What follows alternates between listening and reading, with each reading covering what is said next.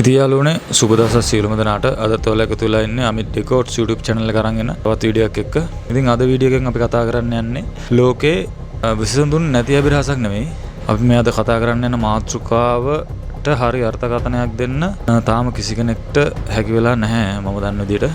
අපි විස්තර හොයලා බලපු විදිහට. හැබැයි මේක ලෝකේ ගොඩක් ප්‍රසිද්ධ කතාවක්. පිටසක්වල ජීවීන් සම්බන්ධ කතාවක්. පිටසක්වල ජීවීන්ගෙන් ආපු පණිවිඩයක් සම්බන්ධ කතාවක්. ඉතින් ඔයා පිටසක්වල ජීවීන් සම්බන්ධ විස්තර දැනගන්න කැමති කෙනෙක් නම් මේ වීඩියෝ එක ඔයාලට ගොඩක් වැදගත් වෙයි. එහෙනම් කතාව මොකද්ද කියලා බලන්න. අපි යමු වීඩියෝ එක ඉස්සරහට.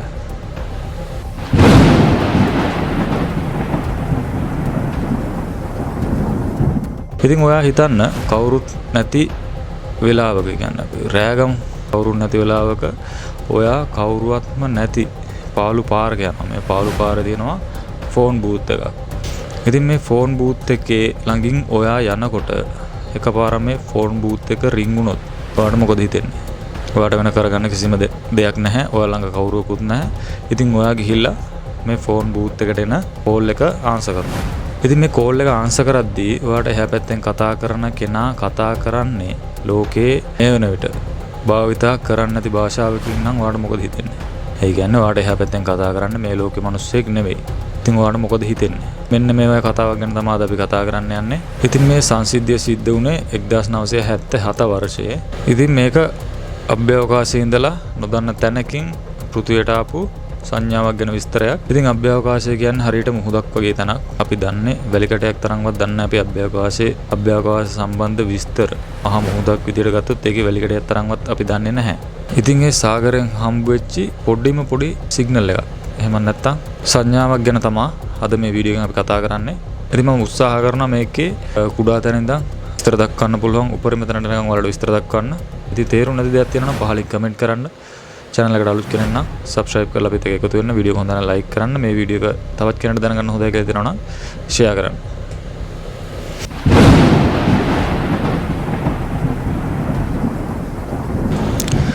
ඉතින් මම ඔයාලට ඉස්සරලා කිව්වා වගේ පිටසක්වල කියන්නේ අභ්‍යවකාශය කියන්නේ සාගරයක් තරම් විශාල තැනක්. ඉතින් මේ තැන ඉඳන් එන සංඥා අහන්න තරම් අපේ කන් වලට හැකියාවක් නැහැ. මිනිස් කන් වලට හැකියාවක් නැහැ. උදාහරණයක් විදිහට ගත්තොත් අපිට දැන් ඉන්න තැන ඉඳලා කිලෝමීටරයක් දෙකක් එහා පැත්තේ තියෙන මොකක් හරි ශබ්දයක් වුණත් අහන්න හැකියාවක් නැහැ. ඉතින් අපි කොහොමද අභ්‍යවකාශයේ ඉඳන් එන සංඥාවක් එහෙම නැත්නම් ශබ්දයක් හඳුරගන්නේ මිනිස්සු විදිහට. ඉතින් මේකට ඉස්සර ඉඳන් විද්‍යාඥයෝ උත්සාහ කරලා හැදුවා. ඒ කියන්නේ විශ්වයේ ඉඳන් එන ශබ්ද තරංග ආග්‍රහණය කරගෙන විස්තර හොයන්න පුළුවන් උපකරණ හැදුවා විද්‍යාඥයන් විසින්. ඉතින් මෙන්න මේ සංඥාවත් හොයාගන්නේ බිග් ඉයර් කියන මේ වගේ උපකරණයක් මගින්. මේ උපකරණය පිහිටලා තියෙන්නේ ඇමරිකාවේ ඔහායෝ කියන ප්‍රාන්තයේ. ඉතින් මේක කොච්චර විශාලද කියනවනම් මේක හරියට ෆුට්බෝල් ග්‍රවුන්ඩ් 3කට වඩා විශාල විදිහට තමයි අපිට විස්තර හොයාගන්න පුළුවන් වෙන්නේ. ඉතින් මේක මුළු දවසම පැය 24ම මාසෙම අවුරුදු ගාණක් හැමදාම වගේ අභ්‍යවකාශයට සවන් දීගෙන තමයි ඉන්නේ. මේකට අභ්‍යවකාශයේ එක තැනකට සවන් දීගෙන ඉන්න පුළුවන් තත්පර 72ක් විතරයි. ඒකට හේතුව තමයි පෘථිවිය කැරගෙන ඉන්නේ. පෘථිවිය කැරගෙද්දී මේකට තත්පර 72කට වැඩි එකම ස්ථානයකට සවන් දීගෙන ඉන්න හැකියාවක් නැහැ. ඒ නිසා එක ස්ථානයකට සවන් දෙන්න පුළුවන් හැකියාවක් තියෙන්නේ තත්පර 72ක් විතරයි මේ වෙන උපකරණ වලට. ඉතින් දවස තමයි 1977 අගෝස්තු 15 වෙනිදා රෑ 10:16. ඉතින් මේ වෙලාව වෙන විට විද්‍යාඥයෝ කවුරුත් මෙතන හිටියේ නැහැ. වැඩ කළේ පරිගණකයයි තියෙන උපකරණ ටිකයි විතරයි. මේ පරිගණක විසින් අභ්‍යවකාශයේ ඉඳන් එන ශබ්ද තරංග ප්‍රබලතාවයේ පිළිවෙලට අංක වලින් තමයි සටහන් කරගන්නේ. සාමාන්‍ය ලියන්නේ 1.2 වගේ පොඩි එකෙන් තමයි සාමාන්‍ය මේවල සටහන් කරගන්න ලබන්නේ. ඒ කියන්නේ සාමාන්‍ය ශබ්ද. විශේෂ ශබ්ද නොවන ඒවා 1.2 විදිහට තමයි මේකට ඡේදනය කරගන්නේ. ඉතින් උදාහරණයක් විදිහට කිව්වොත් අපි සාමාන්‍ය රේඩියෝ එකක් අහද්දී රේඩියෝ channel ටියුන් කරද්දී පොඩි සද්දයක් එන්නේ. අන්න ඒ වගේ සාමාන්‍ය ශබ්ද තමයි හැමදාම වගේ රෙකෝඩ් කරගත්තේ, ඡේදනය කරගත්තේ, ලේඛනගත කරගත්තේ.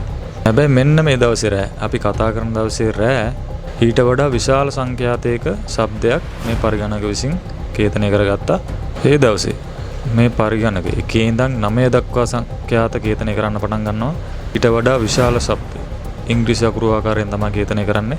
ඉතින් එදා රෑ ලැබුණු පණිවිඩය තමයි 6යි E Q U J 5 මේ කෝඩ් එකේ U කියන අකුරෙන් අදහස් කරන්නේ සාමාන්‍ය ශබ්දයකට වැඩිය 30 ගුණයකට වඩා ප්‍රබල ශබ්දයක් ග්‍රහණය කරගත්තා කියන එක.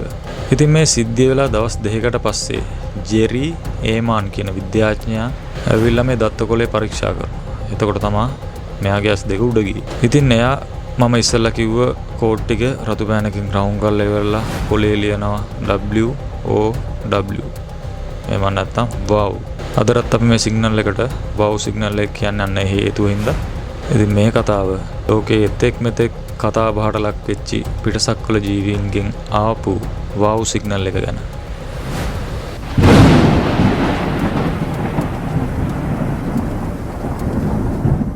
ඉතින් ඇයි මේ සිග්නල් එක විශේෂ වෙන්නේ? මේ සිග්නල් එක අපිට ආවේ ධනු රාශිය පැත්තේ. ඒ වගේම මේක ආපු සංඛ්‍යාතය මෙගාහර්ට්ස් 1420ක්. ඉතින් විද්‍යාඥයෝ කියන්නේ විශ්වයේ තියෙන හයිඩ්‍රජන් පරමාණුවක ශබ්දයක් මේක. ඉතින් පිටසක්වල ජීවීන් දන්නවනම් අපි විද්‍යාව සම්බන්ධයෙන් පොඩිම හරි දැනුමක් තියනවා කියලා මේ ඒ කට්ටිය කතා කරන්නේ විශ්ව භාෂාවෙන් වෙන්න පුළුවන්. ඉතින් ඇයි මේ සංඥාව සාමාන්‍ය සංඥාවක් වෙන්නේ නැත්නම් ඇයි මේක විශේෂ වෙන්නේ? ඔයාලා හිතන්න කවුරු හරි ටෝච් එකක් පත්තු කරනවා නිමනවා. ඒ වගේ තමයි මේක. මේක තප්පර 72ක් එක දිගට ඇහුණා. මේ ශබ්දය ආවේ ග්‍රහලෝකයකින් නම් ඒක එහෙම වෙන්නේ නැහැ. ග්‍රහලෝක වලින් එන ශබ්ද මේ වගේ වෙන්නේ නැහැ. මේක හරියට ලේසර් කිරණයක් වගේ පටුයි.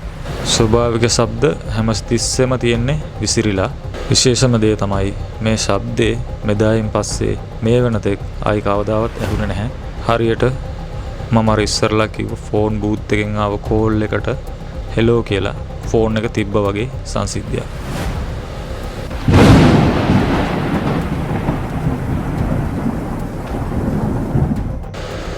වර්තමානයේ වෙනකොට ගොඩක් කට්ටිය කියන මේක වල්ගාතරු හින්දා වෙච්ච සංසිද්ධියක් කියලා.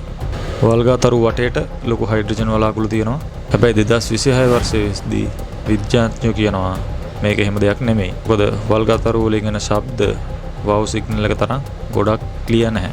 ඉතින් දැන් අවුරුදු 45කට 50කට කිට්ටු වෙන්න ඇවිල්ලත් අපි තාම දන්නේ නැහැ මේ සංඥාව අපිට එව්වේ කවුද කියලා.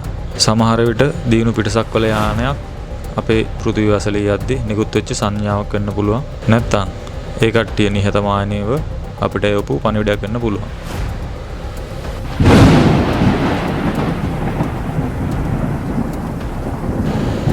ඉතින් මේ කතාව ගැන ඔයා හිතන්නේ මොකක්ද? ඒක පිටසක් වලින් ආපු පණිවිඩයක්ද? නැතිනම් බොරු නිවුස් එකක්ද? මිනිස්සු විසින්ම ආපු දෙයක්ද? මොකක්ද? ඔයාලට හිතන දේ පහලින් කමෙන්ට් කරන්න. ඉතින් මේ වගේ කතා තවත් බලන්න අපේ channel එක subscribe කරන්න. වීඩියෝ එක හොඳයි නම් like එකක් දාන්න. නොදන්න දෙයක් දැනගත්තා නම් පහලින් කමෙන්ට් කරන්න. එහෙනම් තවත් මේ වගේ වීඩියෝ එකකින් ඉක්මනටම හම්බ වෙමු. සියලු දෙනාටම සුබ දවසක්.